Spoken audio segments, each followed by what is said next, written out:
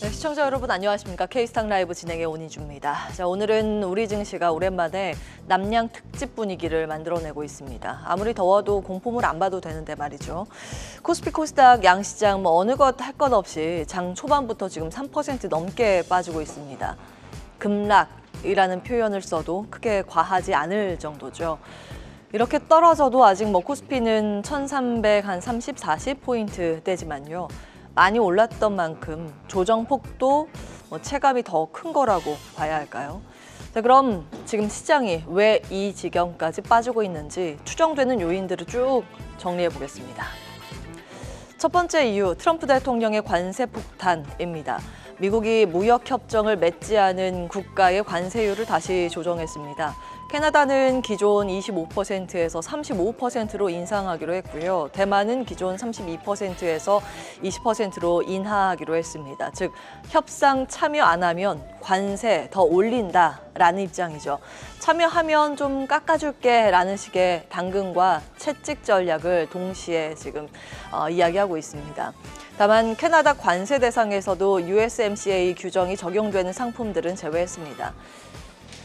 일단 불안 요인이라고 시장에서는 거론을 하고 있고요. 자, 두 번째는 연준의 금리 인하 기대 후퇴입니다. 6월 PCE 물가지수가 관세 영향을 받는 품목을 중심으로 올랐습니다. 파월 의장이 경고한 대로 3% 이상 물가가 올라갈 가능성이 나타나면서 시장에 퍼졌던 9월 금리 인하 기대감이 확 꺾였습니다.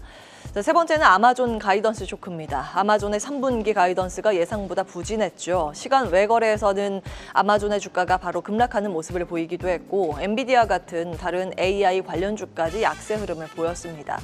자, 그다음 네 번째는 한미 상호관세 협상에 대한 부정적인 평가, 다섯 번째로 세제 개편안 실망감, 또 여섯 번째로는 코스피 단기 급등에 따른 숨고르기가 거론됩니다. 시장 하락 요인은 이 정도인데요. 자, 그러면 어느 부분에 더 주목을 해야 할까? 지금 움직이고 있는 나스닥 선물 볼까요? 0.23%의 조정권입니다. 일본 가겠습니다. 일본 증시는 어느 정도의 약세 흐름을 보이고 있을까요? 일본 니케이 지수입니다. 전거래일 대비했을 때 0.34% 조정폭입니다. 나스닥 선물과 비슷한 궤죠. 그런데 우리 시장은 어떨까요? 보겠습니다. 자, 코스피 현재 3.36% 빠지면서 3,136선 지나가고 있고요. 코스닥 지수는 3.6% 밀리면서 776선 가리키고 있습니다.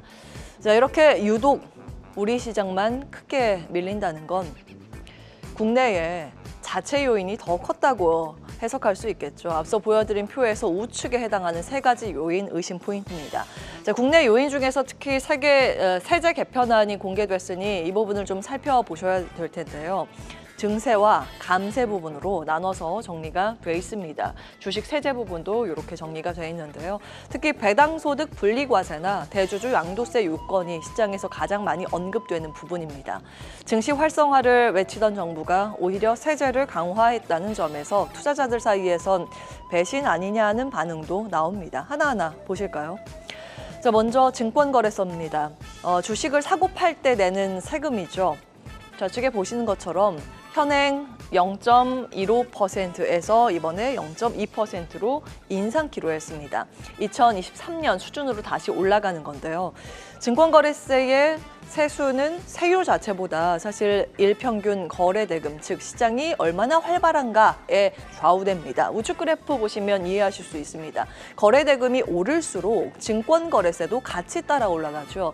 즉 세율을 올려도 거래가 줄면 오히려 세수는 줄어들 수 있고 금융주 실적에도 부정적일 수 있다는 지적이 나옵니다. 다음은 양도소득세입니다. 흔히 양도세라고 부르는 부분인데요. 여기에서 대주주니까 대주주가 되면 세금을 더 많이 내야 해라고 정하는 그 기준, 즉 대주주로 지정되는 기준 금액이 종목당 현행 50억 원에서 10억 원으로 다시 강화됩니다. 이 기준이 중요한 이유는 대주주로 지정되면 주식을 팔 때 더 비싼 양도세를 내야 하거든요. 그래서 매년 11월에서 12월이 되면 되면 개인 투자자들이 나 대주주 되기 싫어라고 하면서 보유 주식을 미리 파는 패턴이 반복됩니다. 이는 2020년에 나온 자료, 자본시장연구원 자료에도 확인된 바 있습니다. 12월 말에는 대형주 거래량과 매도 압력이 급증하며 주가가 일시적으로 하락하는 패턴이 확인됐다고 보고되고 있고요. 그리고 그중에서 좋은 종목의 물량은 외국인이 싸게 받아갔고 개인 대주주들은 새해 들어서 다시 매수하는 패턴을 보여왔습니다. 보고서에서는 이걸 소위 연말 대주주 회피 매도 현상이라고 불렀습니다. 기업 펀더멘털과 무관하게 주가가 출렁이는 비합리적인 패턴이 만들어지는 건데요. 그래프를 보셔도 연말에 유독 급락하는 패턴이 이러한 계절성을 대변합니다. 다음으로 볼 부분은 이번 세제 개편안에서도 뜨거운 쟁점 중 하나였던 배당입니다. 배당소득 과세 방식에 대한 변화인데요. 배당소득 분리과세 무엇이 바뀌었는지를 보면 기존에는 배당소득이 연 2천만 원을 넘으면 종합소득에 합산돼 최대 49.5% 세율이 적용됐습니다. 그래서 배당을 받으면 세금으로 절반이나 뺏긴다는 얘기가 나올 정도였죠. 근데 이번 개편으로 배당소득은 분리과세로 바뀌는데 세율은 이렇게 구간별로 나눠갈 예정입니다. 가장 논란이 됐던 사안인 만큼 기존 여당 이소영 의원 발의안을 벤치마크해 세부 요건이 마련됐다는 방침입니다. 다만 공모, 사모, 펀드, 리츠의 배당은 분리과세가 허용되지 않아서 리츠주 투심에는 비우호적이라는 평가입니다. 한편 빠르게 증가하던 감액 배당에 대해서 이번에 새롭게 과세가 이뤄집니다.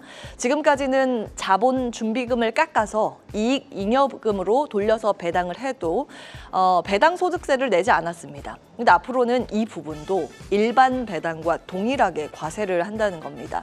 최근에 감액 배당이 이렇게 점차 증가하고 있는 추세인데요. 고배당 기업들이 이 감액 배당 방식으로 절세하던 걸 이번에 막히게 된 겁니다. 과세 대상은 앞서 양도소득세 부과 대상과 동일한 만큼 개인 투자자의 반발이 클 것으로 예상됩니다. 자, 마지막으로 법인세도 보겠습니다. 전체 구간이 오릅니다. 내년부터는 과세 표준 구간별로 1%포인트씩 올라가게 되는데요.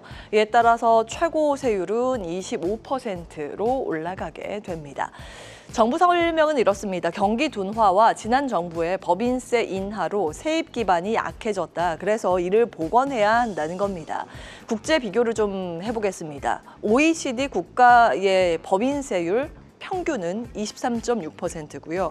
G20의 평균은 23.4%, G7의 평균은 27.2%입니다. 근데 한국은 지방세까지 합치면 기존의 26.4%에서 이번에 27.5%로 오르는데요. 그러니까 G7 평균보다 높죠. 즉 경제 규모가 큰 선진국 대비 우리나라가 상위권 세율이 되는 겁니다. 특히 GDP 대비 법인세 비율은 2022년 기준 5.4%로 OECD 회원국 가운데 네 번째입니다. 법인세 인상은 특히 반도체, 은행, 자동차 같은 대형주의 영향이 큽니다. 순이익 자체가 줄어드는 효과가 생기기 때문에 지수 차원에서도 부담 요인으로 꼽힙니다. 결국 이번 세제 개편안은 거래세, 양도세, 법인세 등 대부분의 축에서 세 부담이 늘어나는 방향입니다. 시장 활성화와 코리아 디스카운트 해소를 내세웠던 정부의 기조와는 엇박자가 난다는 평가가 나오는 이유죠. 물론 아직은 기재부 초안 단계입니다. 국회 심사 과정에서 달라질 여지도 충분히 있고요. 시장 반응을 감안해서 조정될 가능성도 있습니다. 하지만 당장 시장은 연말 대주주 회피 매도 패턴과 대형주 실적 부담을 선반영하면서 변동성을 키우고 있습니다. 정책 방향과 시장의 심리가 앞으로 어떻게 조율될지 계속 지켜봐야겠습니다. 계속해서 다양한 경제 이슈를 알고 싶다면 구독과 좋아요, 알림 설정 부탁드립니다. AI 캐스터 권미정이었습니다.